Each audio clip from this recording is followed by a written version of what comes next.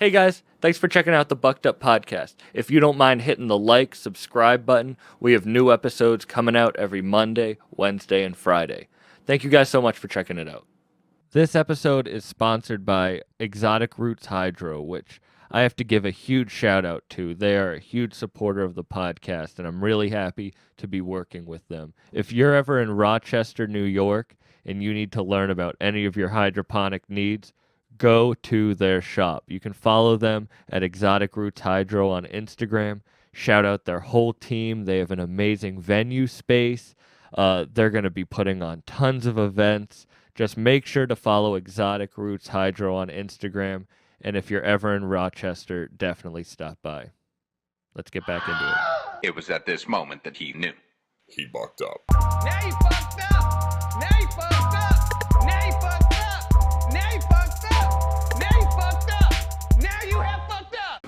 So it's disorienting, and when I say alchemy, I mean medications, whether it be prescribed or self. I've been in and out of rehab my whole since I was 18. Oh, really? Yeah, in and out. And Check yourself in at 18, or did you get checked in? I got checked in. Okay. Suicide attempt. Okay. I wasn't happy inside. I was bottling up sexual trauma. I didn't want to talk about it. I didn't talk about it. I wouldn't talk about it. And I hid that inside and tried to go out there and play life, be like the role citizen. I became a nurse. I worked in the church for a while. I liked music. I tried Catholicism. I was born and raised into that. I tried, but it wasn't real to me. It's like we're going through motions. And yes, they were talking about a God.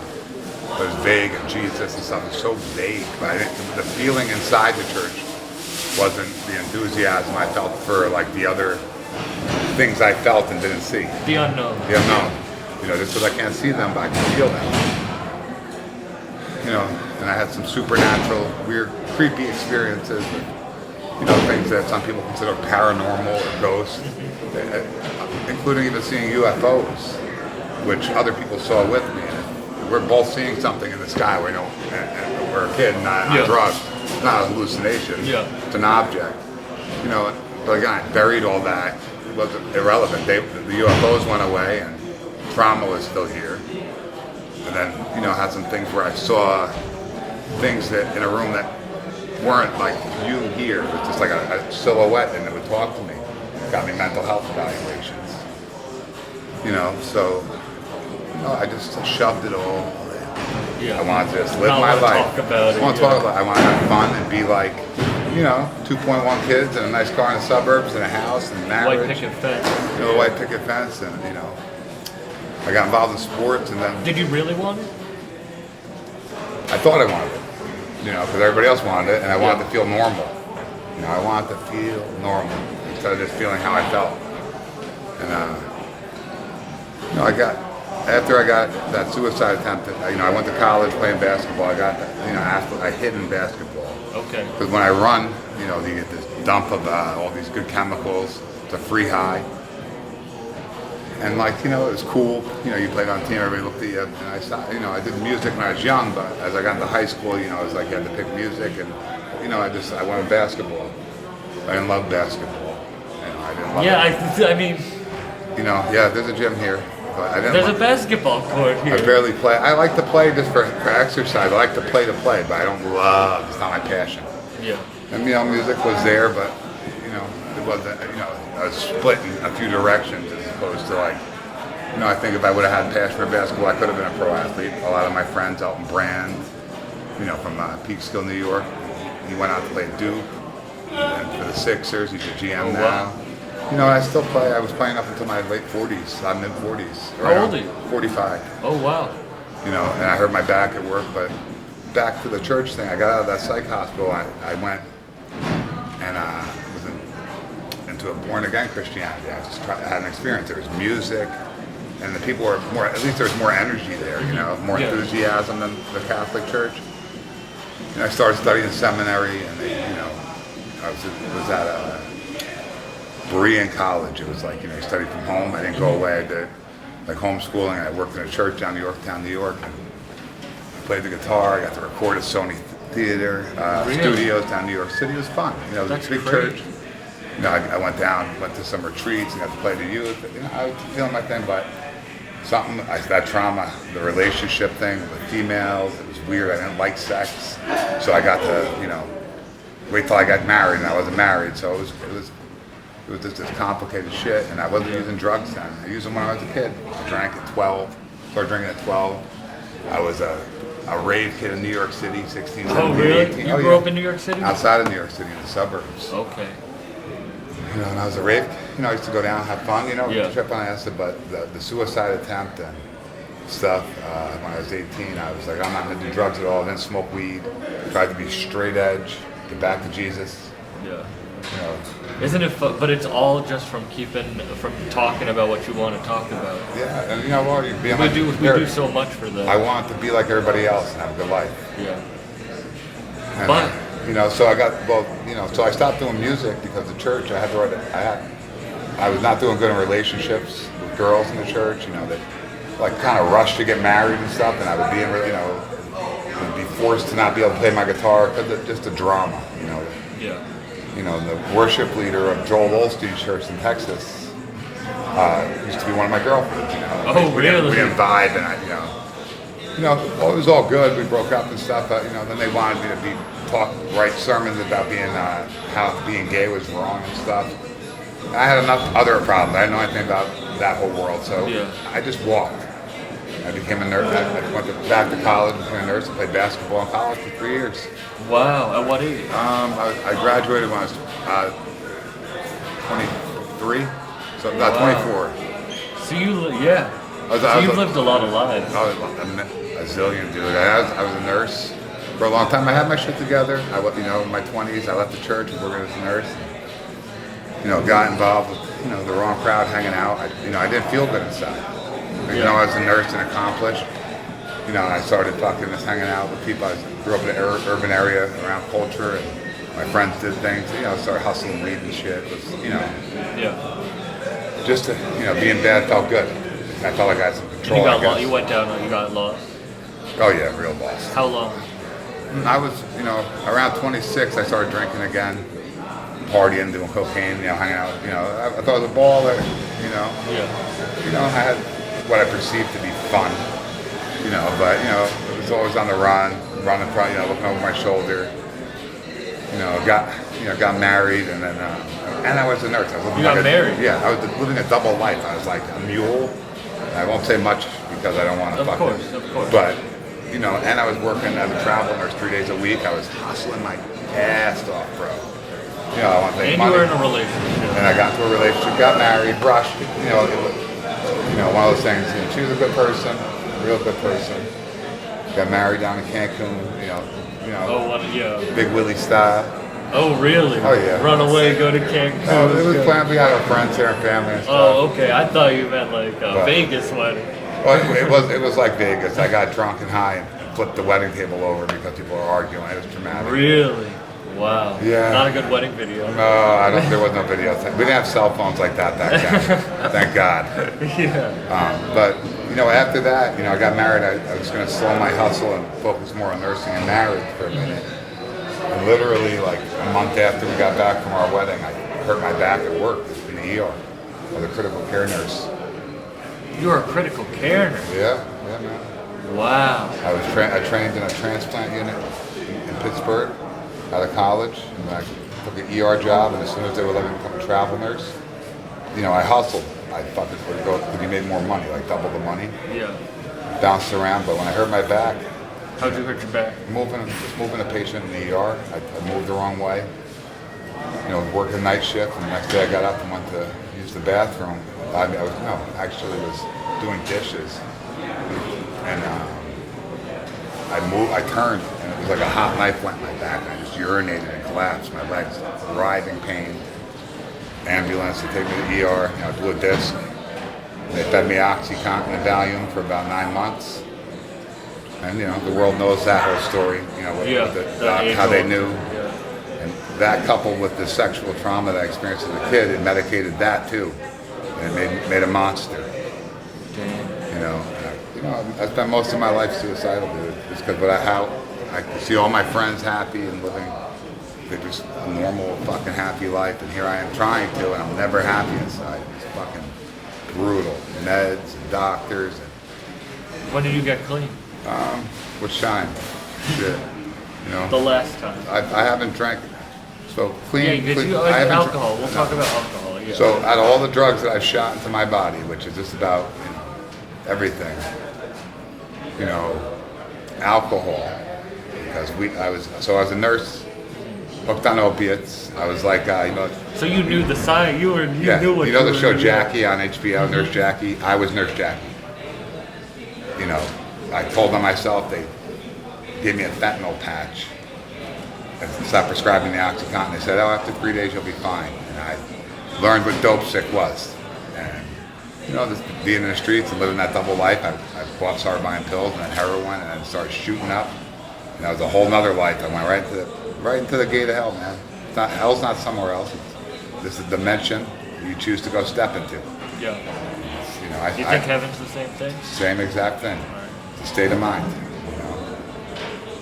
And it's not a place, not a destination. We have a mind, we have a body, the physical, and we have a soul. And not 3D or it's like I tell people it's like a braid. You got physical, spiritual, mind. You got to keep braiding, the whole way. And there's lots, there's things like there's science behind things like frequency and how it affects your DNA and vibration and sound and tone. So you can literally like steer yourself to heaven, fly without wings. Yeah. You just don't see it because these eyes are deceiving. If you live by feeling, you can navigate the world. We all do. We all are built differently. I'm big into human cosmic design. It's the science behind how our DNA operates and how it resonates and how frequencies affect our DNA. There's statistics and quantum theory and string theory. And it's the big, broad scope of looking at different cultures and different religions all over the world, like Buddhism and Taoism and Hinduism and Christianity, and how similar they are, and how people just like myself or you or him started talking about things that were much different than the world around them, and things changed on the planet. There's an evolution, like in a major way. It's not like it's like going from country music to the EDM world. They're like coming. It's just the growth and evolution was expansive in 150 years as opposed to 2,000 years of being a hunter-gatherer. Yeah. So mass evolution in humanity. So it's done over and over the course of thousands of years. So I started to see all these coincidences and heads turning. Not coincidences, similarities, parallels over thousands of years. It's been done over and over and over, and all over the world. And sometimes when this shit was going on, we didn't have cell phones and cameras and internets, but they were still evolving. Yeah. So, what is that? Higher power? Is there a big God in the sky? Alien? Something that's not here in this dimension that we see, that's affecting what goes on here. There's an influence or a source. And that human cosmic design teaches you how to tap into that source. I agree. That's where ideas come from. I think about that crazy as someone. You said you played music, so where do ideas where do those come from? That has to come from another place. Well, and I transcend when I do music, especially when I perform. It's a spiritual. You go into what is the flow state, as they call it. Yeah. I don't play my guitar, so I can have a bunch of people like me in the room. I want people to like my music, but I didn't touch a guitar for 20 years. I was too busy being a drug addict, running from the law. I was a mule and doing things with people in different places. I even visited the biker world for a while. Just looking for some place to connect with people where I have some sovereignty, I guess. Did you want to play music throughout all that? Or no, it went away, man. Just burying the trauma and stuff, my drive and my focus. I would tinker. But I would go, I didn't go to a music festival until I was 40 years old. When did you find this place? Well, so fast forward, ER nurse, relapse. I went to jail. I had to fight to keep my nursing license. Was in every kind of fucking rehab, OASIS certified program, monitored for 5 years, got it all back, and was, made kids in this whole journey. Two beautiful boys I had. I had failed at marriages and friendships, and my career was bad. I was just banged up. I didn't want to be a bad dad. I want to be a good dad. This life has been so hard for me. Like I don't want to be the same way for them. So I changed everything I could to make it a safe world for them. Like a mother hen. They changed me. My second one was born. He reminded me of this little voice inside of my head that I hadn't heard since I was a kid was in there. It was like ghosts. What was their names? Mayan and Gabriel. I visited certain places like the wedding in Mexico, the Mayan ruins, and it felt magical to me to just sit there and feel good, like it was beautiful, majestical, and it stuck with me, so I named him after that empire. It was a very powerful place, again, a feeling of something outside of this world, even though it's just old relics with no people living in it. It gave me a feeling, a vibe. Yeah. So, so I got tired of nursing. I was working in a nursing home. I didn't want to work in the ER anymore. I got sick of watching people die. I was excellent at it, but it was wearing me out. I kept relapsing, It was just too much to watch people die. And I was out of rehab. And fast forward, I get to like 39. I have the house, the girl, the kids, and I was miserable. I was so suicidal and depressed. And they legalized weed. I've been on all these meds for so long. I still don't feel good. I had to get myself checked out. My testosterone levels were gone, just from abusing my body. So we regulated that. I felt better, got in shape a little bit. I still wasn't happy. Started tinkering with guitar a little bit and writing a little bit. And it just was a long journey, man. I just wasn't happy. I wanted to be happy. I ended that relationship. I met an awesome person who happened to be a marriage family therapist named Brianna, and fell madly in love with her. And I was still in another relationship, but I left it. I wanted to start a new life and show my kids the right way to be a good person and find my happy. And just wanted to have peace inside. And I got there by 40. Even when I met Bri, I almost drank myself to death. I ended up in the hospital 4 times in 1 year. And that was more than all the heroin and crack and all that. I lived in the streets for years. The only time I went to the hospital was before I went to rehab. Like just from being skin and bones. Yeah. Literally. That's no abscesses, no overdoses like that. But I lost my mind drinking and it almost killed me. And I stopped drinking. Bri left me we talked for a few months, 6 months. We had to break up. She was younger than me and a new therapist, and she had her whole life ahead of her. And then I just stopped drinking and kept started doing things one day at a time, like I'd been in the program. Yeah. And I started liking life again. And just when I got comfortable being alone, I was like, oh man, this is pretty fucking good. I can play my guitar, tinker a little bit, hang out with my kids, who I want. She hits me up. She hits me up and Isn't that how life works? Yeah, and we started hanging out again, and she was still doing, her thing. She was younger than me, and I just was like, I can't drink anymore. I don't want to be around anybody drinking. And she just gave that up too, to be with me. Oh wow. Which was beneficial, and in therapy, when I was in therapy at that point, when I stopped drinking, and I was working. I had gotten my nursing license back, and I was working as a supervisor. Great facility. They were letting me go get treatment, when I need, and I really supported. And I stopped drinking and stuff, and I got, I was living in a loft. I'd given up the illusion that I needed to own a home. Yeah. My credit was all banged up. I was fixing it. Student loans being garnished from fucking years of not paying, being in there. So and paying child support. I always paid. I didn't even need court to tell me. I paid my child support. So I was living on 22%, 29% of my gross income. So I was working like 70 hours a week. I'm in my mid-30s. Good shape. Throw my back out again. Sorry, am I too long? No, not at all. Throw my back out again. I was playing basketball and stuff, really, just being a good, normal human and dating this girl and trying to make a life and not trying to do anything other than me and just okay and being a good person today. And I got kind of neurotic in my rituals. Like, you know, I started like decorating because I was a single guy, and, you know, with candles and incense and stuff I liked. And I started, you know, talking about my trauma with the doctor. And that's when I really, when everything stopped. Once I just told the story of what happened in detail to somebody else, I wrote it out on paper and read it to him. It was like a light switch went off, like this gasp of air that has been inside of me for like the whole journey. Like you were thirsty and you needed a drink of Yeah, water. just like, you know, this little kid. It was like I got to put something to rest. Yeah. And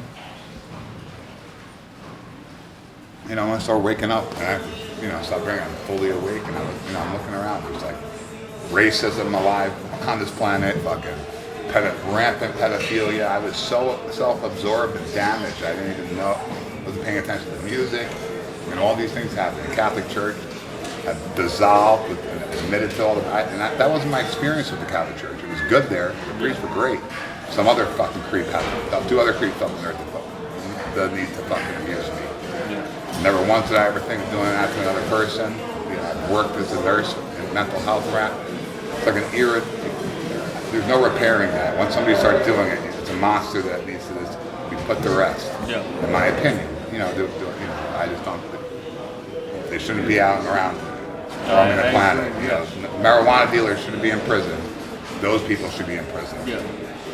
Or execute, like given a death sentence. That's not my call. I don't want to touch anybody. I don't like being touched. I'm full. You know, I have nothing but love for humans now. You know, but my back started hurting. And I wanted to work less hours, and work on music. So I took a job in it. So here I am learning human design, going back to night 12-hour shift, not using any substances. This legal pot. Yeah. All I was doing for my pain, I got off all my psych meds, antipsychotics, depressants, like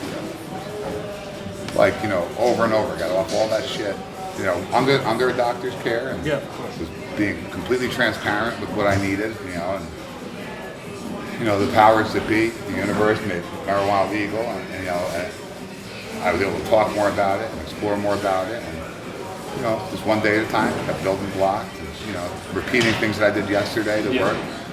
And I, you know, started learning that human cosmic design because some supernatural things started happening again. It hadn't happened in years since I was young, like 20s, with things that weren't normal things that we see and hear here, and other people are seeing and hearing there. And video footage, you know, that I don't feel the need to fucking broadcast to the world. I have enough. It's just, you know, I'll share it with anybody, but no, I know what you mean. Yeah.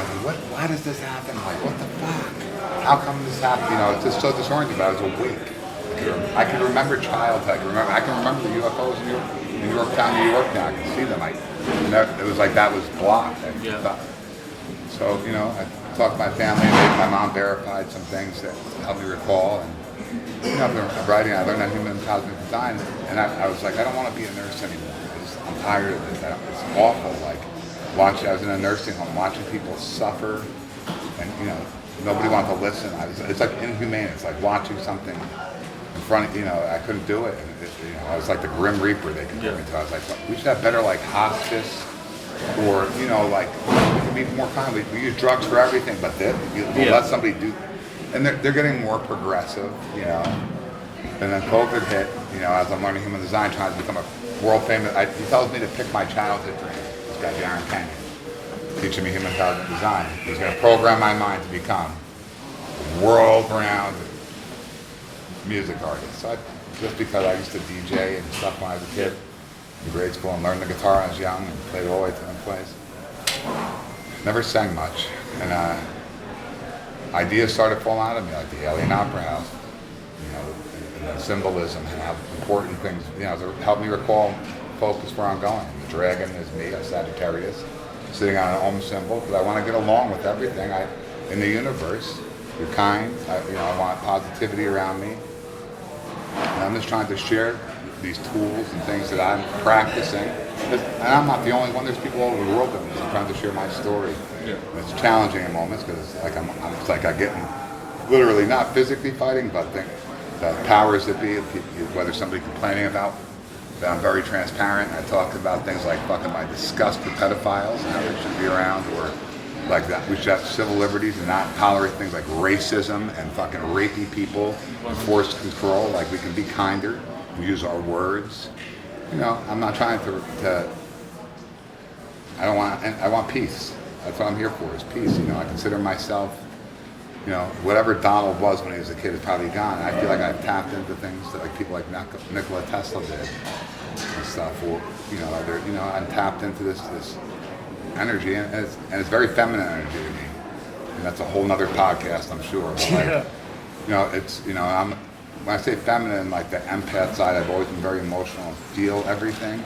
So that whole paternal or patriarchal, the negative, the father side, yang, yang, you know, it's not my normal flow. I have to learn it. No, I feel what you The mean. logic, Yeah. you know, my wife and I ended up marrying Brianna. Did it right here in the Alien Opera House. Oh, really? That's how I financed this. We saved some money and a small budget, and a person believed in me here. A snippet of my story that I just told you, and I told him what I wanted to do. And he gave me a chance. And it was like, I feel, you know, he set up a structured program to help me succeed with finance guys with limited, you know, I'm here and I write, I program everything I need that I need to happen in my life, whether it be money or physical ailments. You know, I write on these diamonds, and this is all in cosmic human design. It's like that being the base of a pyramid.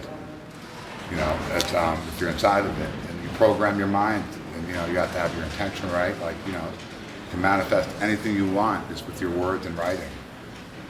You know, and I'm here to make the world a better place. I'm not trying to hurt anybody. I'm not trying to make anybody upset. I'm just trying to be me, be a good dad, and be a good person, and share my love and story with the world.